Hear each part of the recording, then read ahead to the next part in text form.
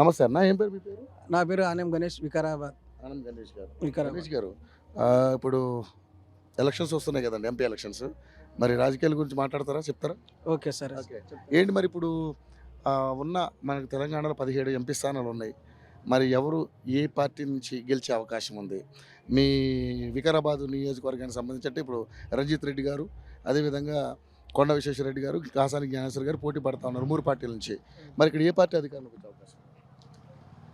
ముఖ్యంగా మా వికలాంగుల పట్ల ఏ నాయకులు ఇప్పటివరకు మాకు ఎలాంటి సహకారాలు ఇవ్వలేదు.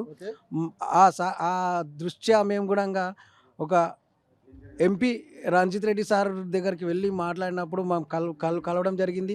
కలిసినా కానీ మా బాధలేందో ఆయనకు మొత్తం విన్నవించుకున్నాం.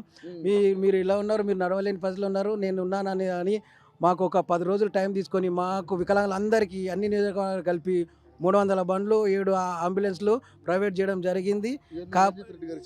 ఇది కాదండి, నాకు వైట్ కలర్ బండి ఉంది అన్నీ, కాకపోతే నాది సర్వీసింగ్కి ఇవ్వడం జరిగింది. ఆ సార్ గారు పార్టీ మారిన వ్యక్తిగతంగా మనస్తత్వం చాలా మంచిది. ఖచ్చితంగా ఏ పార్టీలో అయినా మా రంజిత్ రెడ్డి గారి మాత్రం గెలవడం ఖాయం.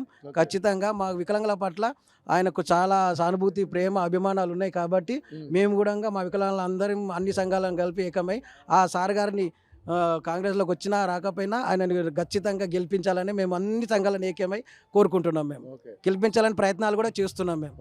సో మరి మొత్తం 17 సీట్లు ఉన్నాయన్న. మరి కాంగ్రెస్ పార్టీకి ఎన్ని వస్తాయి, బీజేపీకి ఎన్ని వస్తాయి, మరి బీఆర్ఎస్కి ఎన్ని వస్తాయి అనుకుంటున్నారు? సంఖ్యాపరంగా మాత్రం ఎన్ని వస్తాయని తెలియదు, కానీ మా నియోజకవర్గంలో రంజిత్ రెడ్డి గారు మాత్రం విన్ అవుతారని మా కోరిక. ఖచ్చితంగా అయితే ఆయన గెలుపొందాలని మా కోరిక, మా అందరి సంఘాల కోరిక మాది. సో మొత్తానికి 300 మంది వికలాంగులు, వికలాంగులు ఇలాంటి బళ్ళు ఆయన ప్రజెంట్ చేశారు. సొంత డబ్బుతో సొంత ఖర్చు పెట్టి హైదరాబాద్ పిలిపించి మాకు ట్రావెలింగ్ ఇచ్చి మరీ బండ్లు మాత్రం మాకు ప్రైవేట్ చేశారు. సో ఇప్పుడు ఎంత హ్యాపీగా ఉందండి? మేమైతే హ్యాపీగా ఉన్నాం. ఇన్ని రోజులు అంటే కింద పడి తిరిగే వాళ్ళము, వాళ్ళ మీద లిఫ్ట్ అడిగే వాళ్ళము. సార్ ఇచ్చిన బండితోటి కాళ్ళు లేని వారికి కాళ్ళు ప్రసాదించిన దేవుడు లాంటి వారు రంజిత్ రెడ్డి గారు. కాబట్టి ఆయన మాకు ఖచ్చితంగా గెలవాలి, మాకు కావాలి, మళ్ళీ మా వికలాంగుల పట్ల చిరునవ్వు చెందించాలని మా కోరిక. అంతే. థ్యాంక్ యూ అండి, థ్యాంక్ యూ సో మచ్ అన్న. నమస్తే అన్న, ఏం పేరు మీ పేరు? నా పేరు మొహమ్మద్ అంజద్ అన్న. ఇప్పుడు ఎలక్షన్స్ వస్తున్నాయి, ఎంపీ ఎలక్షన్స్. సో మేము సర్వే చేస్తున్నాం, ఎలా ఉండబోతున్నాను? ఎందుకంటే ఎంపీ ఎలక్షన్స్ అంటే దేశం మొత్తం జరుగుతూ ఉన్నాయి. తెలంగాణలో మనకు 17 సీట్లు. ఈ 17 సీట్లలో ఏ పార్టీ ఎన్ని కైవసం చేసుకుంటుంది? ముఖ్యంగా ఈ వికారాబాద్ అంటే ఈ మొత్తం ఈ పార్లమెంట్ కాన్స్టిట్యున్సీలో ఎవరు గెలిచే అవకాశం ఉంది? ఎందుకంటే ఇక్కడ 3 అభ్యర్థులు ఉన్నారు, రంజిత్ రెడ్డి గారు, కొండ విశ్వేశ్వరరెడ్డి గారు, అదేవిధంగా కాసాని జ్ఞానేశ్వర్. ఎలా ఉండబోతుంది? 100% కాంగ్రెస్కి ఛాన్స్ ఉన్నది. రంజిత్ రెడ్డి సార్ అనేటైనకి ఒక గ్యాడర్ మంచిగా ఉన్నది. ఇది ఓన్ గ్యాడర్ ఉన్నది ఆయనకి, అంటే పబ్లిక్లో సేవ చేసినది, అది చేసింది. 100% ఆయనకి అవకాశం ఉన్నది. 100% మెజారిటీ అనేది మనది లేదు, కానీ గెలిచోడు అయితే పక్కా ఉన్నది 100%. మరి 17 సీట్లలో ఎన్ని సీట్లు గెలుచుకునే అవకాశం ఉంది మన వికారాబాద్కి అయితే మనం చెప్పింది, మనం ఇక్కడ ఉన్నాం, ఇక్కడ అయితే మనం చెప్పొచ్చు. అయితే సార్ 100% గెలుస్తారు. సో ఇక్కడ పోటీ ఎవరెవరి మధ్య ఉండే అవకాశం ఉంది?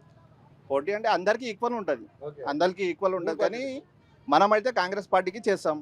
మనం ఇంకా గట్టిగా చేద్దాం. ఆయనకి పార్టీ చేంజ్ అయ్యి వచ్చింది కదా, ఇంకా గట్టిగా ఉంటుంది మనది. ఆయనకి ఆల్రెడీ ఇక్కడ పేరు కూడా మంచిగా ఉన్నది 100%. అందరికి హెల్ప్ కూడా చేస్తుంటారు. అది అయితే ఓన్ హెల్ప్ చేస్తాడు ఆయన.